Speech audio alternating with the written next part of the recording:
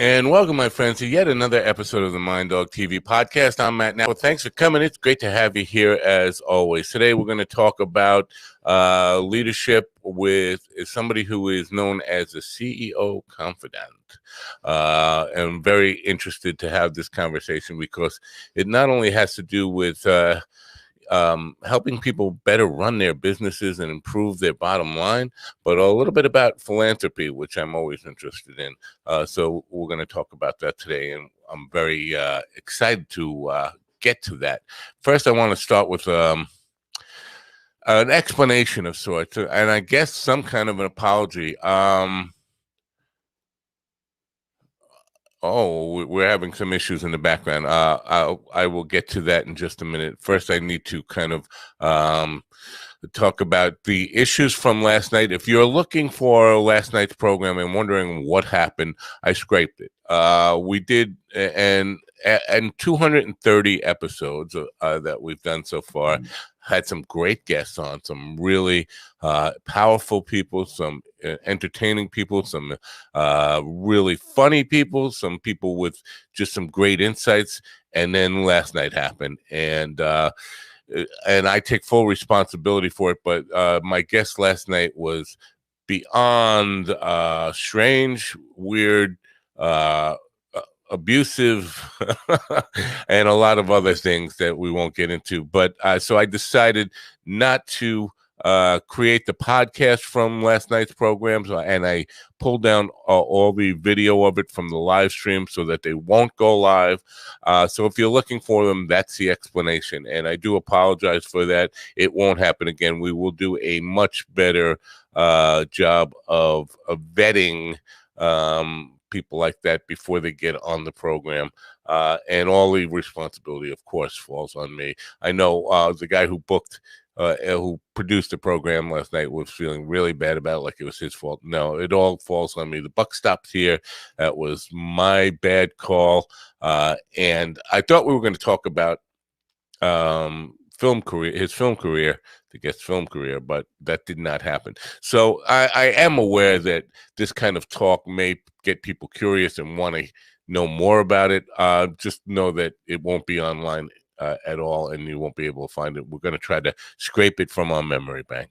I'm going to do a couple of things here, talk about the product demo that I need to do, run my sponsor, and then I'm going to run a brief music video so I can help my guest get straightened out with his camera situation. He's in the green room right now with some technical difficulties. So while we do that, I will help him. But first, I want to talk about this stuff. This is my Vital C.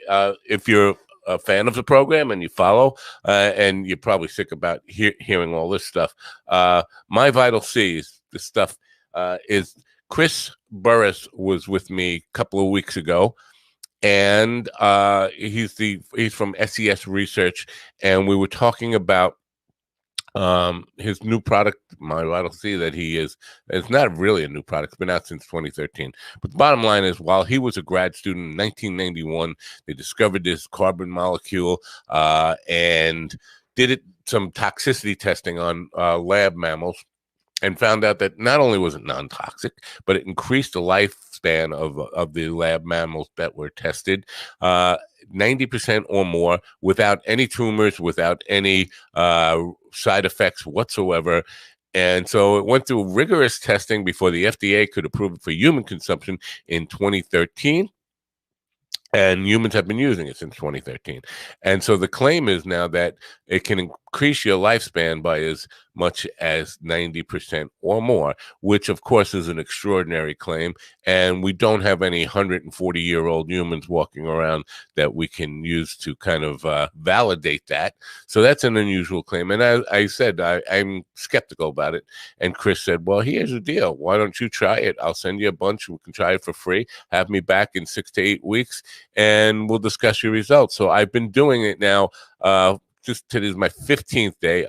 Oh, we see my guest has got his camera worked out, so we won't have to run that music video after all. So I told him I would be willing to try this stuff and share my results. I will tell you this: I had 13 days of very positive results, and then yesterday hit and not so positive results. I was actually very burnt out yesterday, but for those 13 consecutive days, I had a lot more energy, was sleeping better.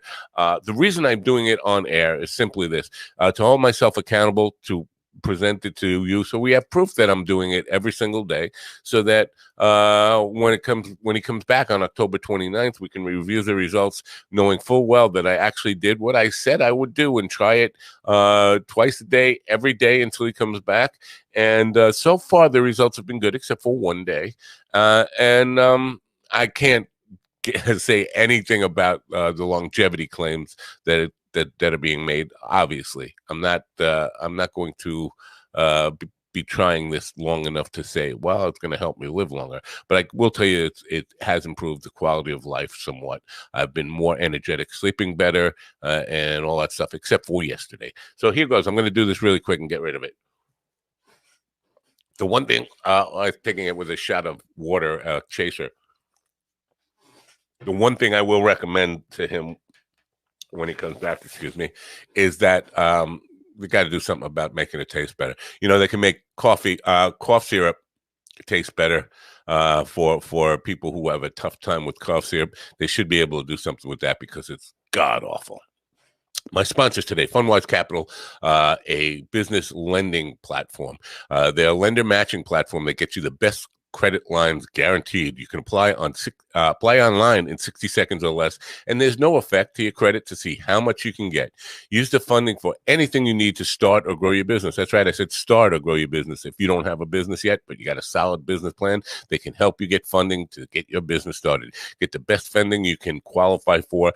Their strategic lending matching platform searches through hundreds of lenders to find the best possible options for your unique situation. They have hundreds of 5-star reviews on Google, Trustpilot, and Facebook, and an A+ rating with the Better Business Bureau. They provide unsecured lines of credit at 0% interest for 9 to 15 months, unsecured term loans, loans based on your income, short-term gap funding, or bridge loans. They work with real estate, startups, as I mentioned, franchises and restaurants, any kind of businesses, any kind of project.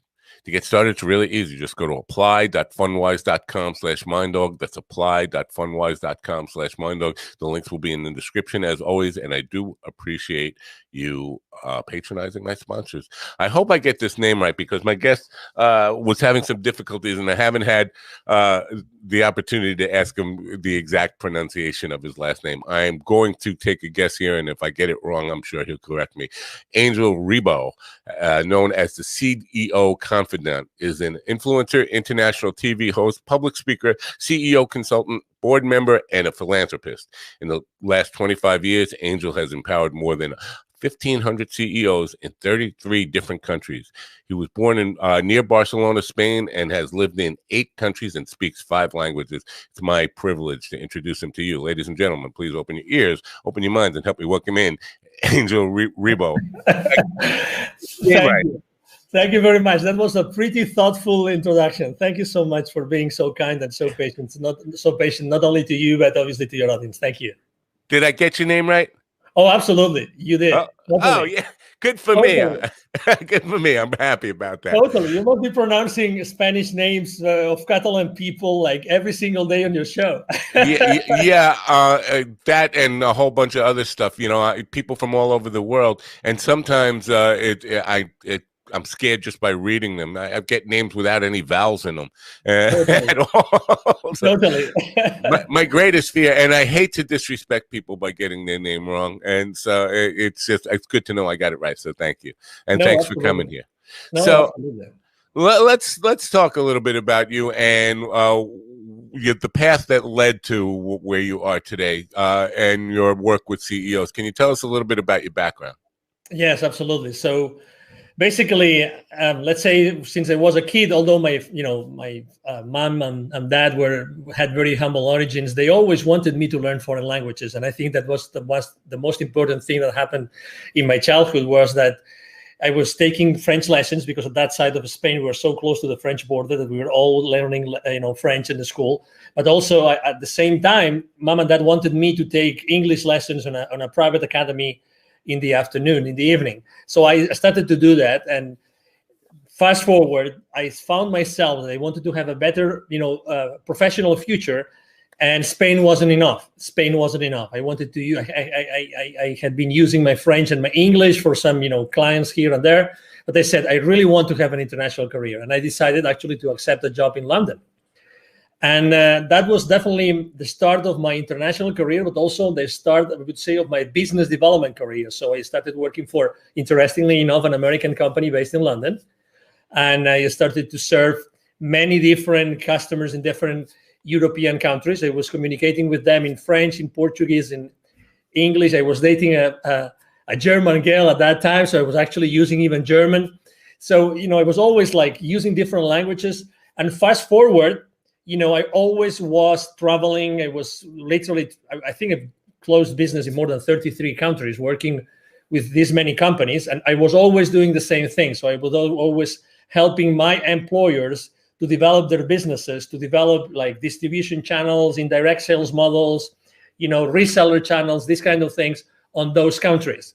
So I always was blessed of having teams around me that were supporting my challenges, and I always was working for the kind of businesses that we were conducting. We always had to reach the C-level, so we always had to reach the high-level executives of those corporations, because actually the amounts also of the deals we were closing were pretty sizable. So, and I was doing that first from Europe, from London. I moved to Mexico, lived there for 10 years. Then I've been living in Plano, Texas, for 10 years now.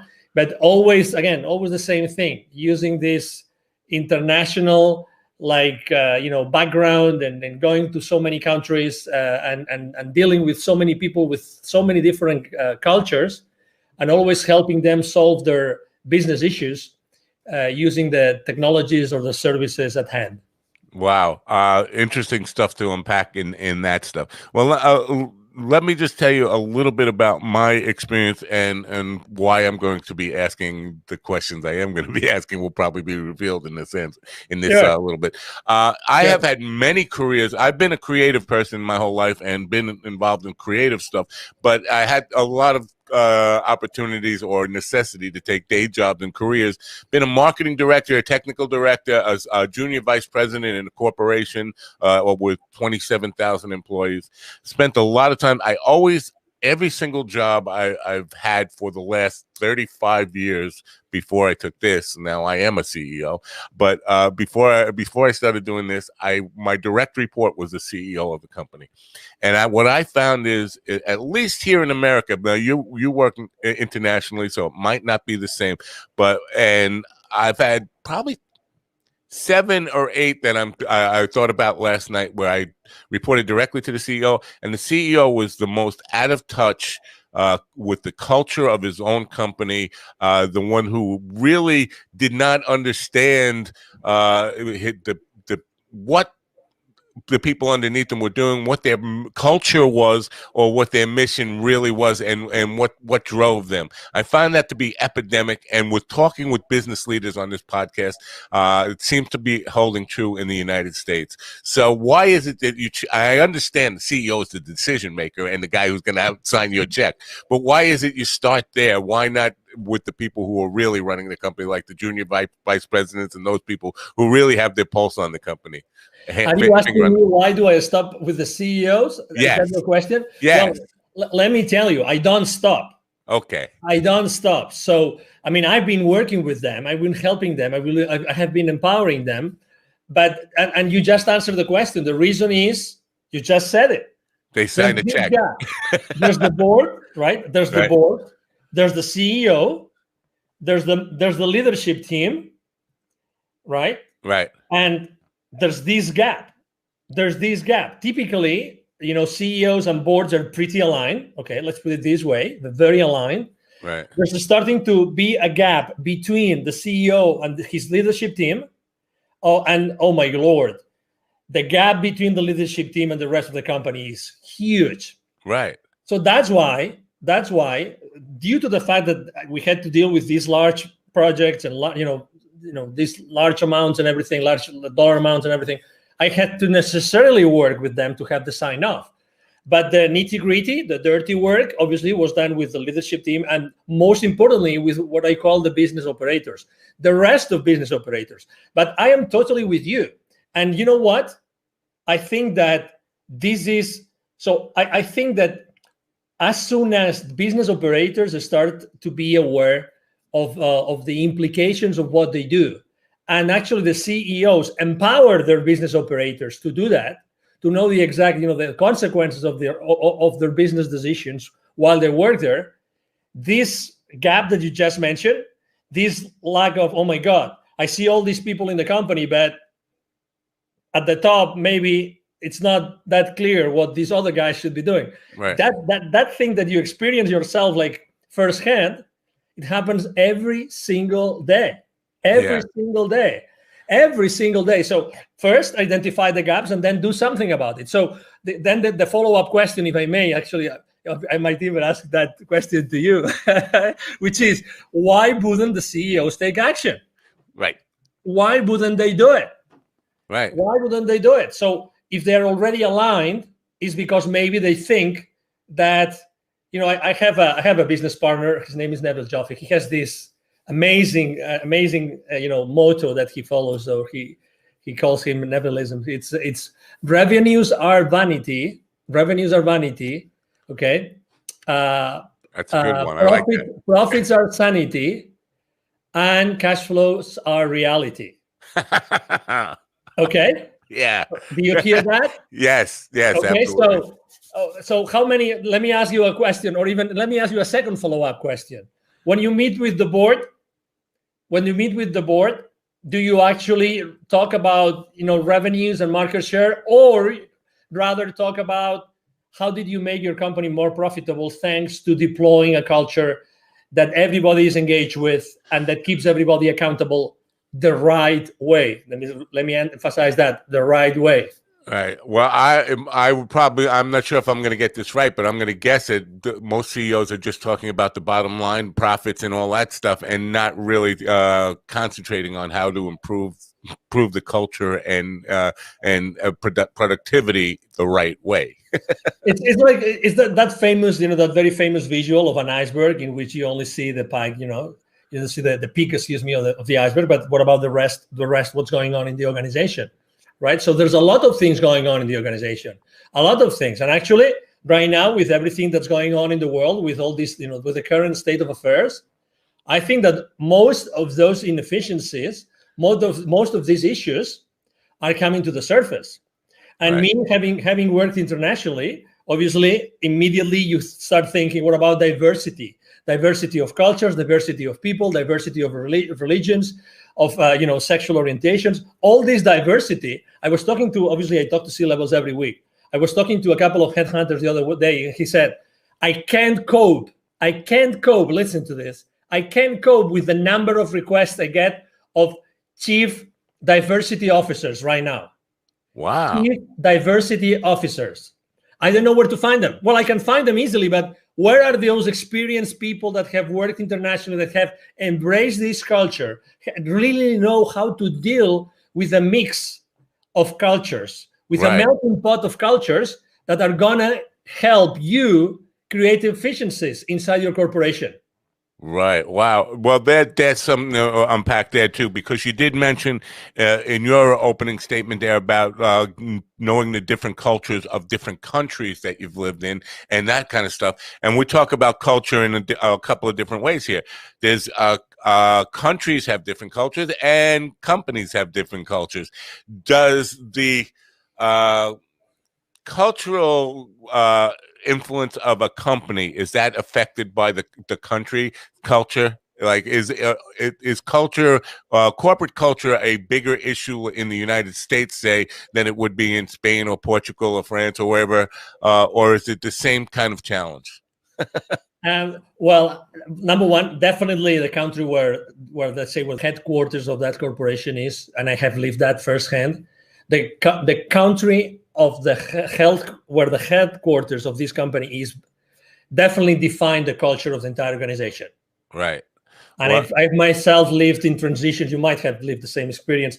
Transition of a company that was fully American, and transitioned. It was bought out by someone else in another country. I'm not going to mention it. And suddenly the culture started to change, and it was coming from this other country. Was it better? Was it worse?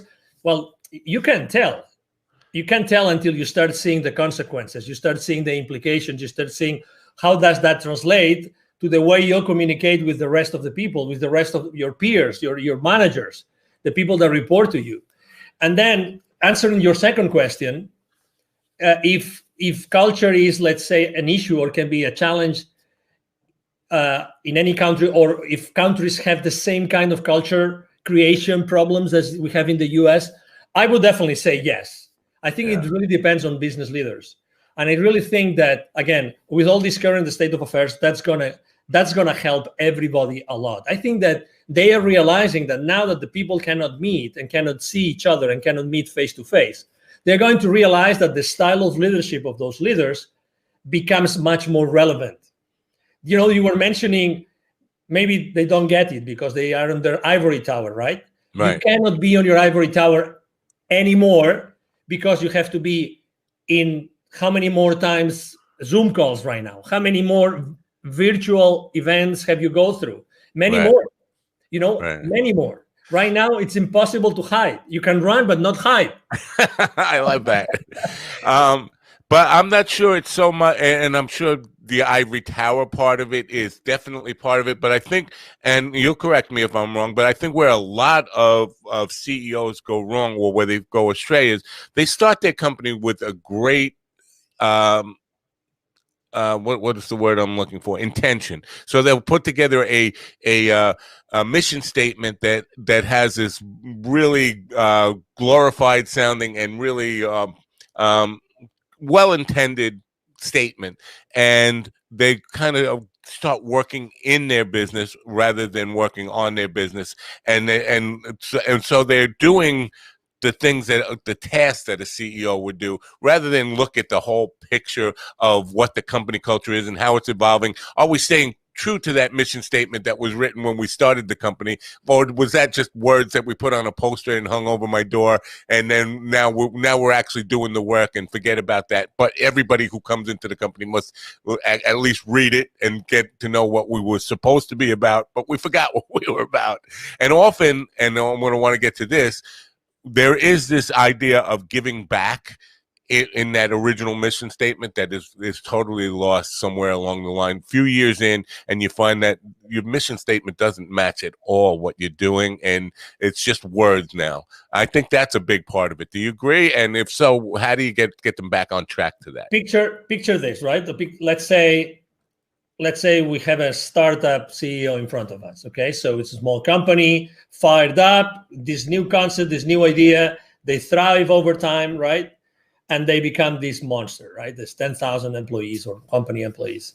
One of the main differences that are lost in translation is the communication. Is the CEO still listening? Is the CEO still going around? Is the CEO still open to suggestions, open to listening? And I think that communication is one of the most important issues here. Definitely. Because are they open to receive? It sounds like a self-help kind of tagline, but are they open to receive?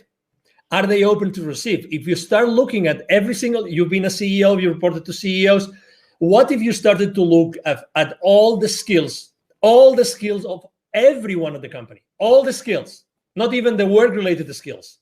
What could you do with those to make that environment even more engaging and more creative and even more even enticing to one another? It's like helping and caring for one another. So that's what it's lost. It's lost the ability or the willingness to listen to be open to receive what the rest of the organization is telling them. That's what you perceive. That's what I perceive. I perceive the same thing. Also, let me tell you that I don't think there are good or bad CEOs, or one strategy is good and the other is bad. I don't think so. I think that it's more what the CEO does with it. What do they do with it? I've seen the same strategy work for one CEO and fail with the other. Why? How was their team following them? Right. How was, how were the different levels of management following them? Did Right. they know? You talk about the mission. Mission is nice, but if you asked, take any Fortune 5,000 companies, employees, take all those, I don't know, millions of employees, ask them, what's your company's mission? Would you guess a percentage? Would you guess a percentage of employees that would get their own company mission right? Probably very small. Very small, exactly. I stayed the last employer I worked for 11 years. 11 years. I was, the mission statement changed probably 2 or 3 times, maybe more throughout these 11 years. But regardless, let me tell you, I was repeating that mission statement on every single sales presentation to my clients or business partners, whatever that was. Again, do I remember that mission statement today?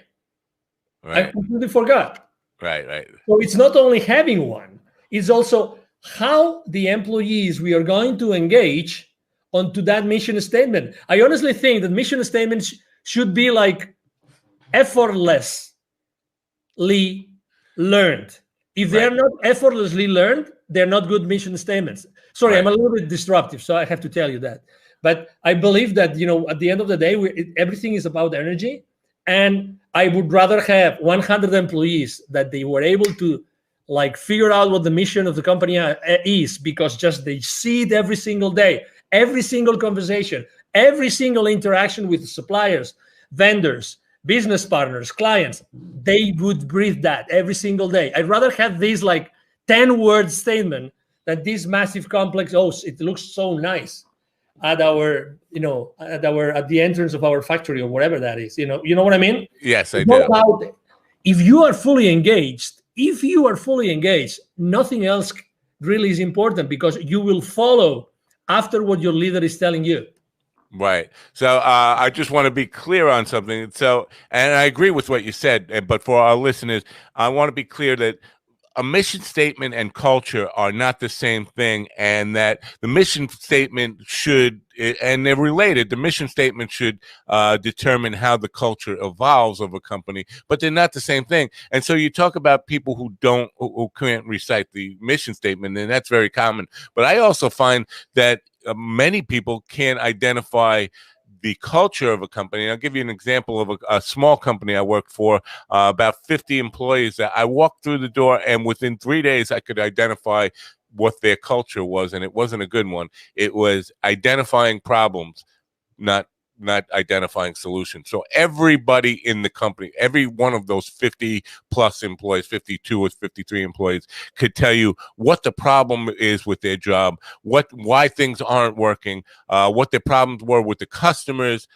Nobody was talking about solutions. And when I went to the CEO and I said, you have a culture problem here, he looked at me like I had two heads, like, I don't know what you mean by that. And I said, well, your company's culture is identifying problem based. That's what it is. And so there's no moving forward in that. There's no solution based people here that are looking at something and saying, here's how we solve this problem. You have 50 people, and identifying problems is easy. Anybody could do that. You want people who are solution based. So that is common. So identifying being able to recite the mission statement is nice, but identifying your own company culture is even more important, don't you think? Oh yeah, I agree totally. What I was trying to say is that there's this disconnect, right? How many hundreds of thousands or millions of dollars have been spent just in our country hiring someone to come up with a wonderful mission statement? Would you agree with that? Yes. Yeah. So I guess there's a reason to do that, right? I mean, I guess there's a reason, because, we want to make sure it's the most, people get excited about it, and everybody, is behind this mission statement. But again, at the end of the day, it doesn't have a real impact in the company. But right. I agree with you completely. I mean, culture is something which is more difficult to create. It takes time. It's built every single day with every single thing that happens inside the corporation or inside the company, even if the companies are small, and that determines your willingness to be there or not. You said you just joined, you identified the culture, you went to the CEO, you told him something. Well, let me tell you, you were really lucky, because he or she could have told you, I didn't hire you to do this. Right, You know right, what I yeah, mean? yeah. So it wasn't that bad because at least, okay, so it is what it is, right? But I didn't hire you to find problems, but actually the culture was to find problems. Well, he did hire me to straighten out his marketing department, and that was part of the solution to straightening out his marketing department was getting everybody in the company working on the same page. Because what he had was marketing department creating its own culture and the subcultures within it, but everybody had the unique situation of identifying problems without solutions. But the marketing department had one different belief of what they were working on. The operations and the collections department had a whole different, and sales team had a completely different culture. And so we were going in a lot of different ways. So in some ways, he did hire me actually to at least figure out what his problems were for him and find out how we should address it.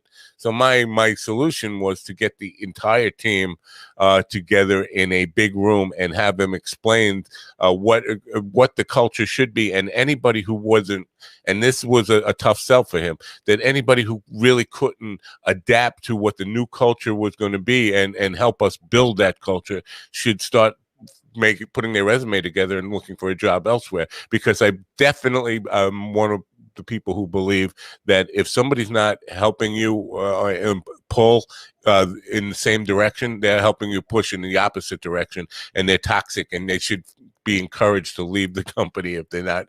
If you're not part of the team, you shouldn't be in the room with the team. What's coming to me as I'm hearing you is I think that the quality of the questions you ask your team also define the results that you get from them. Right. And we tend to use, myself included, obviously, we tend to raise the wrong questions. I try always to not only ask like open-ended questions, but also the how. So the how. So, okay, so we know that there are all these issues, all these cultural issues. We know there's these issues, these problems here that we have to interact with the rest of the organization. At the end of the day, marketing is it's the first like stop to the world, to the audience. We want to approach them. We want to have them, feel. We want them to feel appealed to come to us, etc. But how can we do that? How can we overcome these things? How can we look at this? How can we create something together?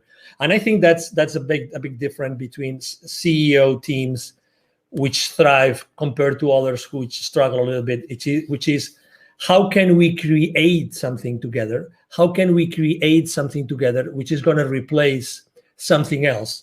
And we do it taking into consideration the entire team of the company. How? No, not if, not when, but how are we going to do it? The moment that you start asking yourself the right questions, then the conversation completely changes. And I'm sure that in this particular case that you just described, which is amazing, it's really like you were extremely blessed to be at that position because you had to fix that thing, right? You were hired to do that. Right. So, oh my God, I'm sure that the lessons that you learned there were invaluable. Because you had to create things, you had to take these people. Okay, so some people weren't on board, other people were on board. At the end of the day, you came up with, okay, let's do this together. We're gonna do it we're gonna do it together. We're gonna do it together. How are we gonna do it? Everybody's gonna contribute to do that.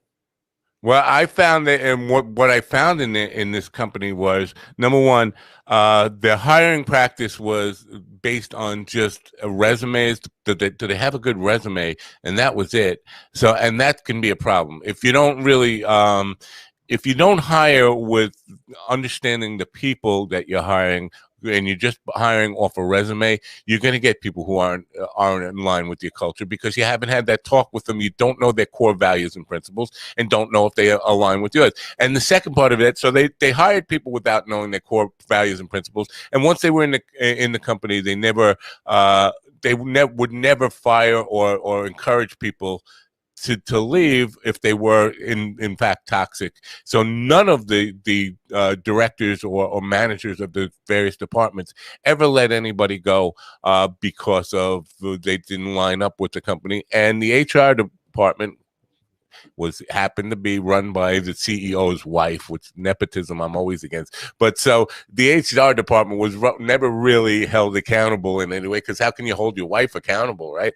So they would their hiring practice was really, really bad, and basically, because I think hiring the right people definitely has to be more than just, do they have the skills and education?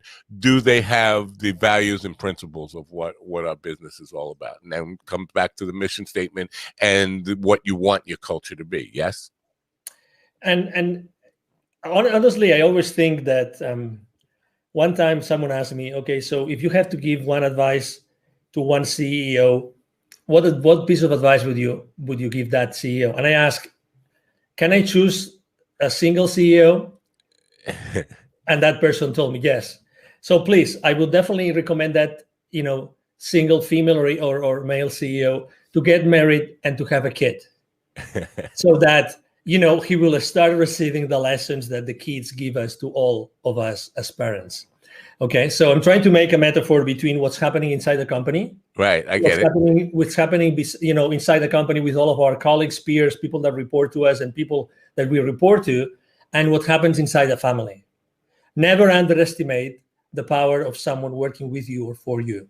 Never, ever underestimate that part, ever, because there's always something that can happen. There's always some experience, some part of the creation process that you are undertaking with them to create, in this case, for instance, a new marketing strategy that can change this, can change the future for that company forever. So I see the same thing. So I understand it's true. I mean, not every company is hiring, for attitude, let's say. Let's put it this way. How important is the attitude? If someone is willing to change, if someone is enthusiastic, if someone brings to the company every single day, they're pumped, they're fired up. Let's do it. I make mistakes, but I move on. I respect everybody. I honor the support I get from everybody. This gentleman, maybe, or this woman this lady didn't have this resume, which was amazing, right? According to the credentials written, but probably, this lady or gentleman, they might have this amazing attitude that's going to make all the difference. Right. And you know that when you have your team meetings, right? You have your team meetings and you have plenty of people around your table. How important is the excitement? How important is, yes, we're going to do this. Come on, we're going to have a great meeting today. And you talk about your wife, your dog, your weekend, your whatever that is. This is really, and again, this is something I'm seeing today. I think that we have to bring our personal life more into our business world. Listen what I'm saying. I agree. Yes. Honestly, I mean, even if we are now working remotely, it doesn't matter. Hey, we are human beings. Why do we have to leave our human personal life out the door when we get into the building, our company building? Hey, we are human beings, and I'm going to be a much better contributor to your team as much as I feel recognized and as I feel that I'm a human being that you really take consideration after, or you are considerate with me. If that happens, I'm going to give you 1,000% every single day. Why separating those two things? Why? What are we trying to accomplish? Again, I honestly think that right now there's a lot of things, there's a lot of moving pieces inside corporations. I've seen a lot of CEOs these past months, and a lot of C-level executives that they have tried to find the right place, and I'm not talking about the job. I'm trying just in the same place where they are right now.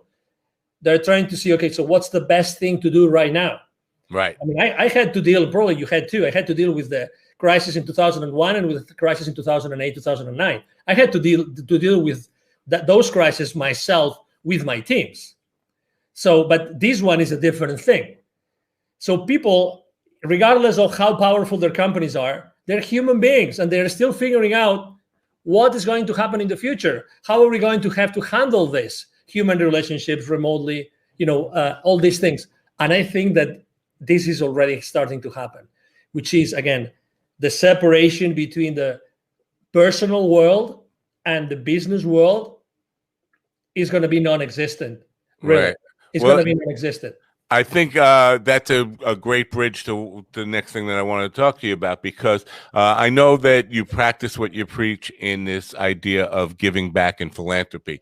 And I think when you do that, when you include philanthropy as part of your company culture, you get people who have passionate about causes in their personal lives now putting that energy of that passion from whatever the causes are into your company and help building. Can you talk about that? Totally. And not only that, because imagine that you know that some of your direct reports or colleagues or even supervisors, you know that they're going through something which is really hard for them. Right. Right now, for instance, death is on the news. Like, death is everywhere. Right. Someone that is suffering from something. So just having a reconforting conversation with someone can make a big difference. Just this small conversation, 30-second conversation. Hey, I don't know what's going on. I perceive that something is wrong. Hey, I'm here. Even if it's your boss, why not? Why not? I'm here to support you. I'm here to be there with you. So again, become more human.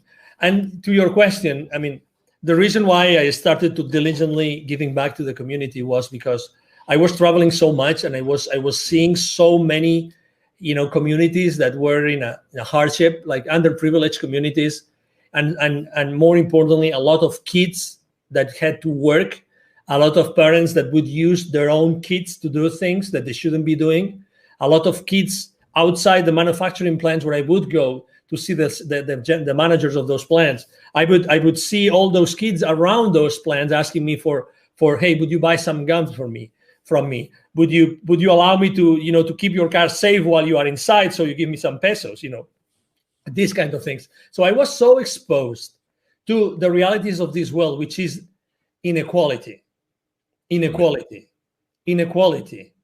right? So right. You can be on the same street, and in 30 seconds of walk, you have the CEO of a multi-billion-dollar corporation, and you have a kid offering you to clean your windshield, kind of thing. So I was seeing that in Latin America all the time, like for years.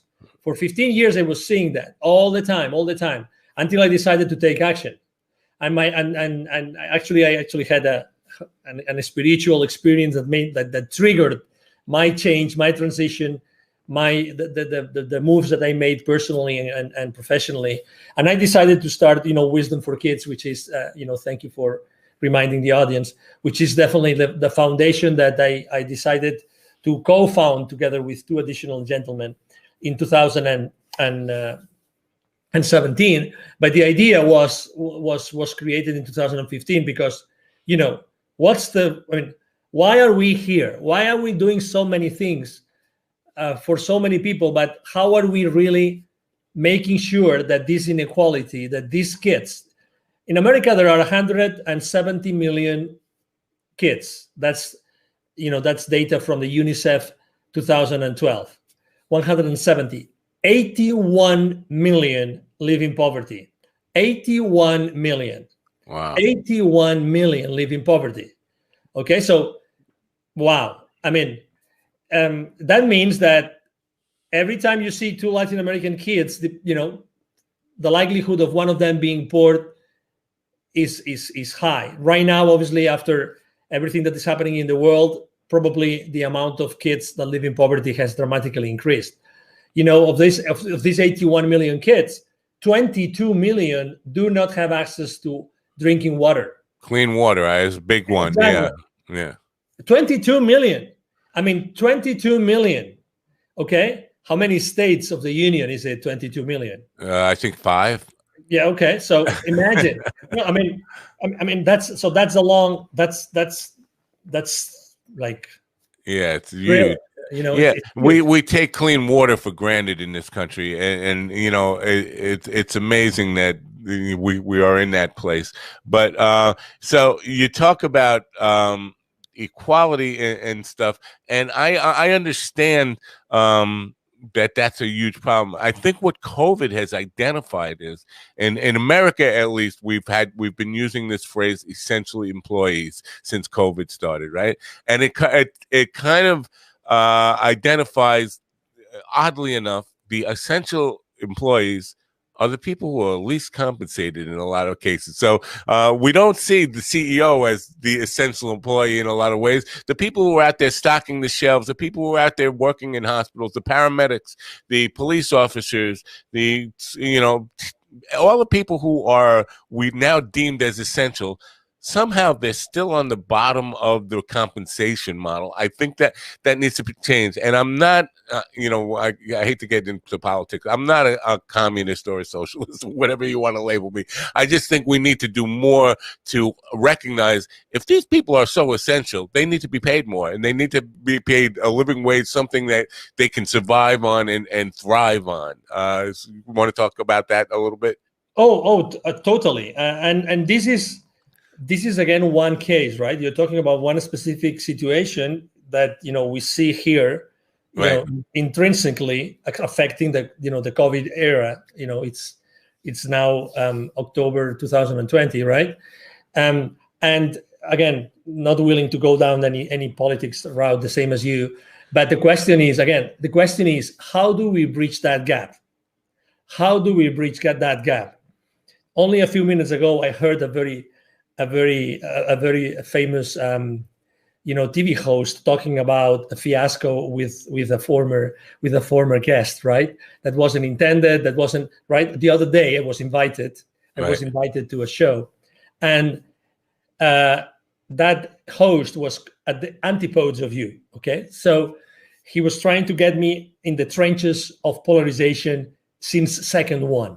It's like, I want you to say this, and you have to say it like this, and I want you to know your opinion. And I was all the time saying, I understand that you want to know my opinion. This is my opinion. My opinion is that someone has to be in the middle bridging, building bridges. Right. Someone has to be building bridges right now. I have my opinion as anybody else, as any other voter, but someone has to be building bridges. You and I, we're both public figures. We both have we have something to do with the world. We love to be here. We love exposure, but also because of a mission. Right. We both have a mission. We both want to do good in the world. We want to do good in the business community with the entrepreneurs, the increasing number of entrepreneurs, right now in the world. But someone has to lay down those foundations and build those bridges. And that's where people are going to find me. They're going to find me in these places where I'm trying to be compassionate with everybody. Because again, compassion, it's the same thing. Inside corporations, compassion. What is compassion? Where is compassion? What is compassion internally? Right. How do you show compassion? Even to your CEO. The difficult thing is say, no, he is an ABC. Right. Or, exactly. That's the easy way to do. But you, as someone that, you're commanding messages to the audience, right? And you're asking questions. You know that you're changing the world. You know that there are people listening to this conversation right now, and they're saying yes, or they're saying, oh, interesting. Oh, I didn't think of this that way. And then you would have served the purpose of your show and of your life, right? Right. So that's exactly what is I think that's our, like our commitment and our role in our lives is to really be the main characters of our lives. Be the main character of your life. Don't get sidetracked because it's so easy. Hey, take responsibility of your life in the sense that be yourself, wherever you stand in the political spectrum, you name it, be yourself. Right. Be yourself. Do your own research. Stand up for what you think. Right. Be yourself. Don't allow yourself to be grabbed to the left, to the right, to the up, or to the down. It doesn't matter. Right. That's why obviously every time I have the opportunity of being able to answer questions like yours, I'm so thrilled. Well, I would call what you just described being authentic. That's how I would label. Be authentic.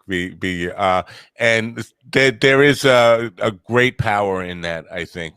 But earlier you and I forget what we were talking about, but you said it sounds like a self-help type of phrase, and I forget what the phrase you were alluding to. But I think there's, first of all, I think there's a big influence of what we self-help stuff in business right now, and what really I find refreshing about you is that you're not calling yourself a coach. The CEO Confidant. I'm hearing from so many people who label themselves business leadership coaches and things like this, and I think we get to the point, and that's a self-help term, and we get oversaturated with that. I think we're seeing an influx of too many people who want to be coaches and we're losing enough people to coach, if that makes sense. So we have so many people who are, you know what, I don't want to work anymore. I just want to teach my knowledge, and I want to, share my knowledge and be a coach rather than actually produce anything. And I think that's a tipping point where we're kind of getting close to. So talk about why you kind of steer away from that new agey kind of language in what you do. Yeah, obviously, I've made that mistake myself. I've sinned. Okay. So, all right, but yeah, not anymore. I mean, I don't call myself. Other people call me that because I was just being myself and being authentic, and I had some other people that were following me, and I was blessed to do that the same as you, right? Right. But it's the other people who have to decide if that's a role and their concept of that of the word coach resonates or is me or it's not. In reality, I think that the most important thing is always to be yourself consistently, so the other people can learn and decide if they want to learn from you or they want to follow you. If they feel satisfied, they feel happy, they feel comfortable being with you or following you, let's say. So right. Are there a lot of people calling themselves coaches and maybe they're not coaches or they don't know what they do? I mean, I've been there. I've made mistakes. I've been fragile. I've done lots of things that they should have never done. And obviously, a lot of people right now need to make, their ends meet, right? They have to have their ends meet, and they have to teach and everything. But I'd rather be teaching. I'd rather be teaching and training, let's say, than being coaching. Although right. I recognize that asking questions is the most powerful way to get into someone or something. Right. Asking powerful questions. Powerful questions. I agree. Definitely. Asking powerful questions. So, and because you are a host, so I mean, you do this every day, and you are asking me questions, obviously, that are making me think and consider my own reality from a different point of view. Right. Not everybody's able to do that, but you know that powerful questions can completely change the game at your guest's mind, but also at the way that your audience is listening to the conversation. When you are in a position, you're an entrepreneur or you are a manager or a leader, and you have a team under you, it's the power of your questions which determines the relationship you're going to have with these people and how you're going to create together with them. Yeah. The power of the questions. The power of the questions. You probably had, I don't know if you've ever co-hosted with someone, probably you have, a show. I always have a hard time doing it. You know why? Because right. Unfortunately, my co-hosts tend to want to make very long questions, like 1 minute long questions. And right. I hate that. I invited someone because I want my audience to learn from that person. If they want to learn from me something, they have two options. They will ask me questions, or they will get into one of my monologues online. You know what right. I mean? Yes, I do. I want to stay away from there, but I still want to ask difficult questions. And sometimes they get comments from my audience, the same as you probably. Oh, that was a great question. And I didn't think about that question. It was just, oh my God, when you said that triggered me that other thing. And then I said, oh, let's ask that. Exactly. I have a reel that I put together. It's called Questions, and it's just a reel of people reacting to the question I asked them. That's a great question. Nobody's ever asked me that before, and that kind of, and it's just one after another other that, and that I take great pride in that. When I get a guest to say that's a great question, I have to think about that. I say, I know I've done my job. I know I've done what I'm supposed to be doing here. I made them think about something rather than just route answers that you answer in every interview, one after another. So I appreciate that answer. And you talked about, and I just want to address something you said earlier about empathy or sympathy or compassion is the word you use for your CEO. Somebody who was on about 2 weeks ago, I guess now, said to me that she was reading off statistics, and she said 71% of people working in America said they would take a pay cut if it meant they get their CEO fired. And I'm thinking, wow, that's a problem. That's a problem within yourself. And so instead of trying to get your CEO fired, maybe you should be asking yourself the question, how can I get the CEO to hear me and appreciate and just acknowledge that my ideas, not my input and ideas, not necessarily find a path, but I think most people just want to be heard by the CEO and understand that they know what your concerns are and have heard them and are thinking about them. Yes? Totally. When I was making this metaphor of a small company, large company, you stop listening to your people. Right. Definitely, they want to be heard. And actually, I mean, the other day I was talking to a GM of a large retail store, and she was telling me like she can reach out to her CEO, and we're talking a multi-billion-dollar company, anytime, and he would respond, even if it was a short sentence. Anytime. That's all you want. Anytime. But also, let me tell you something. I mean, CEOs are so fragile as we are. They are human beings as we are. They have had the experience they have had, and they have learned what they have learned. Okay, so I think that also compassion is a two-way street. So what if the problem is that, I don't know, this CEO doesn't have a good communication team? Maybe Right. that CEO doesn't know how to communicate properly. There's a lot of things. Again, we are in a fast world that do not allow us to stop and think. So what are the reasons why this CEO is doing that? Right. So I think there's a two-way street. And again, I'm not here to defend anybody. What I'm trying to say is, I get you. oh my God, we are always burning bridges. Why not taking some more time to try to build one or try to understand the other position, which is exactly why we're not looking, we're not watching news, we're not going to social media, blah, blah, blah, whatever, Are we really making an effort? I mean, you could conduct a survey. I'll try to do the same thing. How many good friends of yours are not friends of yours anymore since COVID started for any reason? Oh yeah, probably 10. How many?